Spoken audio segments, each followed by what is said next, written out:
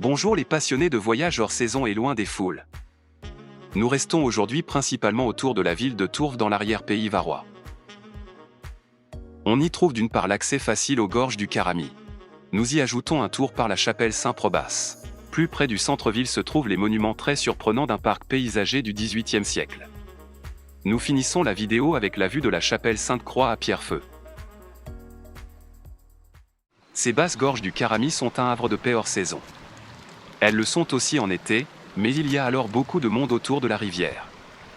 La route est aussi interdite en saison et il faut prendre des navettes payantes qui partent de Tourves.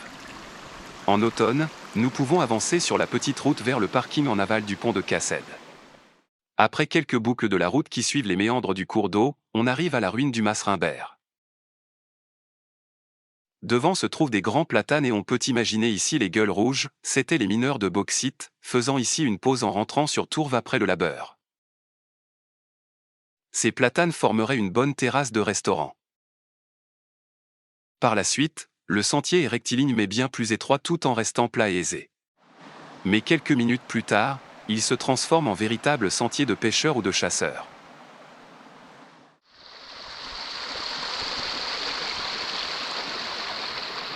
La Sande profite des bords rocheux, mais reste toujours près de l'eau et sur la même rive gauche.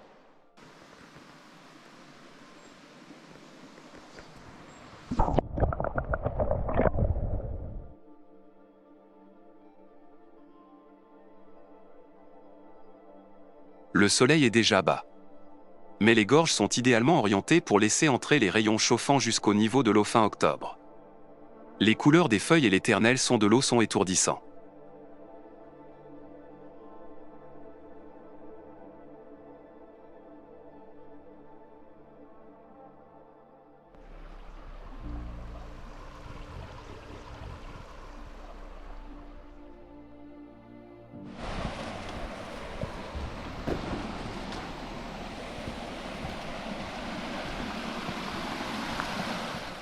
Nous traversons des anciens canaux d'irrigation. Cette vallée était cultivée grâce à l'abondance d'eau.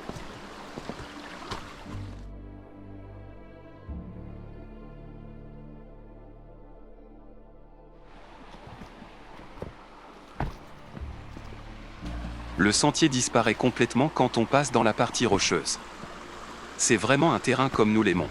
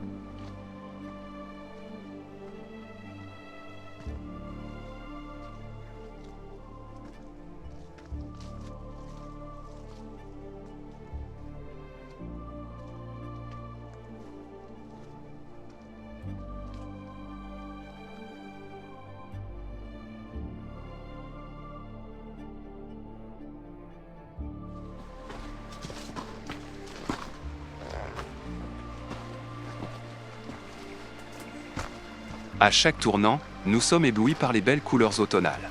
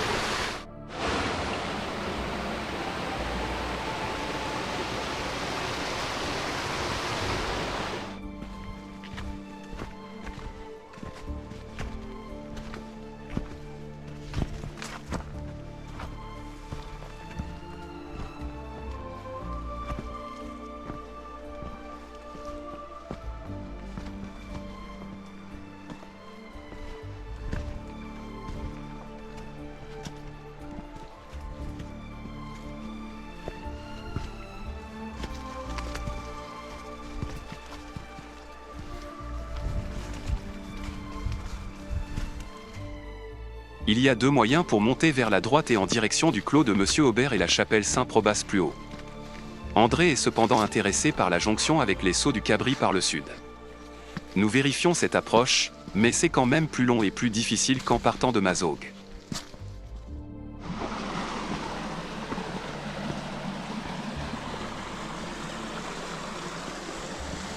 Nous revenons donc sur nos pas et montons en direction de la chapelle Saint-Probace.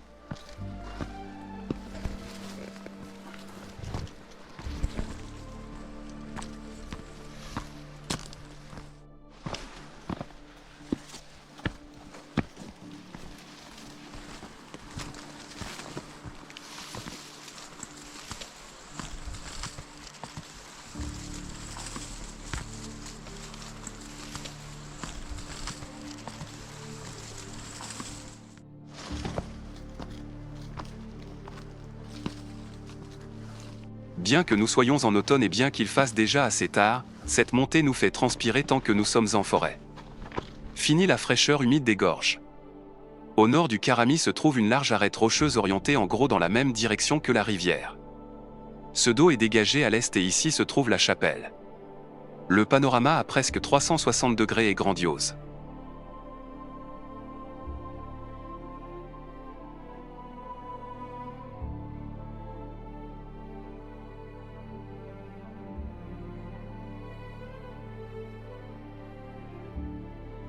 Droit devant se trouve la chapelle.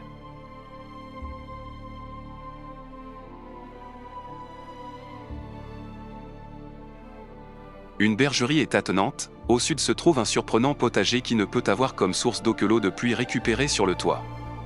On voit certes une gouttière côté sud, mais au nord l'eau s'écoule simplement au sol. Nous voyons aussi sur le village de Tourves et les monuments sur la colline du château.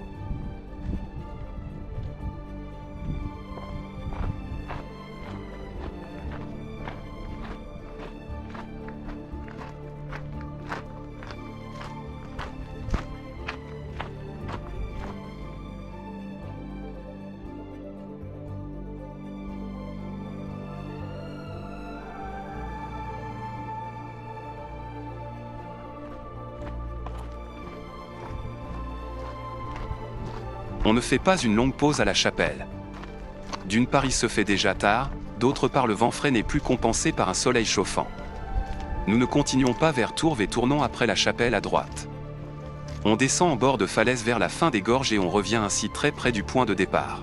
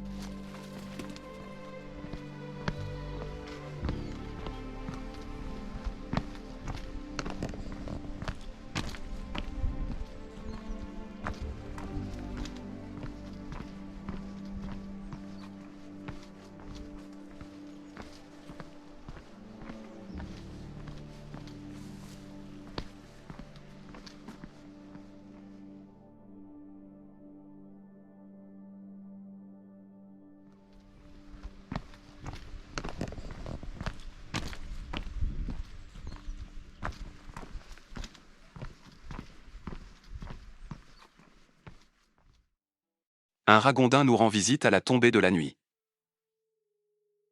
On se gare sur un parking au sud du centre et on monte directement à la colline avec la ruine du château et les autres monuments originaux laissés par les divers ducs et autres aristocrates successifs à Tourves.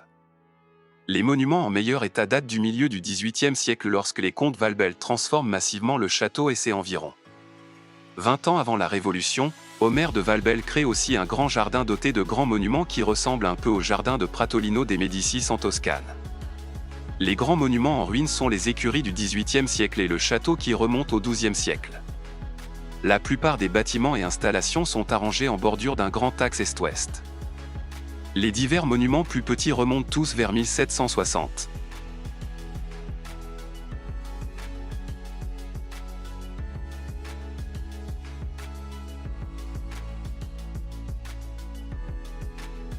En face du château s'élève un édifice néoclassique sombre et uniforme sur sa face arrière. Il montre sa splendeur de l'autre côté avec cette grande colonne devant lesquelles on donnait des représentations artistiques.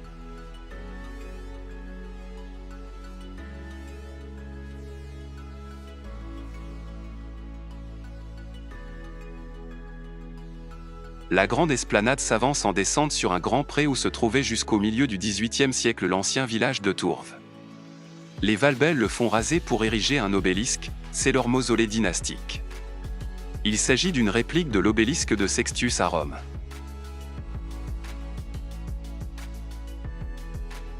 Le château est cité la première fois en 1002.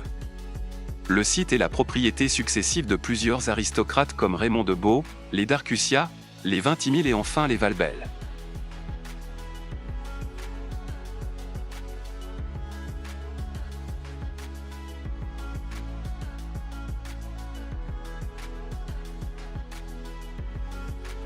Les écuries étaient formées par un grand bâtiment néoclassique dont les ruines sont bien stabilisées. Beaucoup de cadres de fenêtres et de portes sont encore en place, il manque peu pour les remettre complètement en état.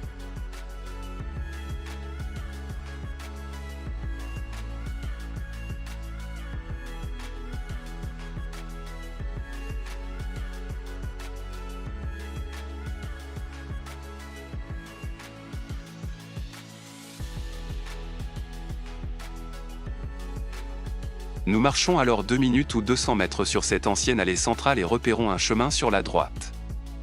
Il mène sur un autre axe rectiligne parallèle. Nous voyons alors à gauche une pyramide tronquée. Elle ressemble aux pyramides égyptiennes de nos jours en miniature. Le comte de Valbel, initié à la franc-maçonnerie selon le rite égyptien, l'a fait construire vers 1770. L'entrée se trouve du côté nord, ce qui est bien logique pour une glacière. L'accès est barré en 2021. On descend ensuite vers un immeuble appelé la laiterie ou la vacherie. Couvert initialement de plomb, ce bâtiment est un modèle réduit de l'élevage intensif à l'anglaise, box aligné pour la traite, surface en marbre pour un travail et un nettoyage aisé, etc. Cette laiterie a été conçue au XVIIIe siècle pour laisser apparaître dans son architecture les éléments de 3 édifices, l'ancienne église du château, une imitation de ruines romaines et 2 percements à l'antique forment l'entrée de l'étable surmontée d'un grenier à foin. Nous explorons un peu le village. Le soleil bas d'automne crée des ombres dures et sombres difficiles à gérer sur des vues en grand angle. Les fontaines sont malheureusement éteintes. Sur la place, au soleil, sont installées les tables et les chaises du bar du village. On commande des cafés, mais il faut aller chercher soi-même les viennoiseries dans l'épicerie d'à côté. Pierrefeu est une ville de l'arrière-pays du Var mais qui se trouve dans l'aire toulonnaise. L'agglomération est plus proche de la mer et donc plus chaude. Partout autour de la colline avec le village se trouvent d'étendues vignobles sauf à l'est où commence le massif des Morts. Nous montons sur le rocher de la chapelle Sainte-Croix. Pierrefeu est aussi marqué dans la mémoire d'André. 35 ans plus tôt, donc en 1986, il se trouve ici après une visite du lycée technologique de l'Orgue où ses parents voulaient l'envoyer après le collège. Ce choix stratégique avait plusieurs aspects. D'un côté, ce lycée n'avait et n'a pas une mauvaise renommée et je montrais déjà à l'époque des affinités plutôt techniques qu'artistiques. Mais cela revenait à y vivre en internat au moins durant la semaine et en réalité sans doute mois par mois. Cela aurait donné quelques libertés de mouvement à ma mère et son conjoint, même si ces libertés théoriques étaient tout à fait réalisables sans être caserné à l'orgue. On m'avait cependant honnêtement laissé le choix et j'ai refusé. La vue sur la plaine au nord est sympa avec les feuilles de vigne qui virent au jaune et au rouge. La chapelle Sainte-Croix a été reconstruite en 1681 sur les ruines de l'ancienne église primitive accolée au château. Elle est confiée à la confrérie des pénitents blancs en 1719.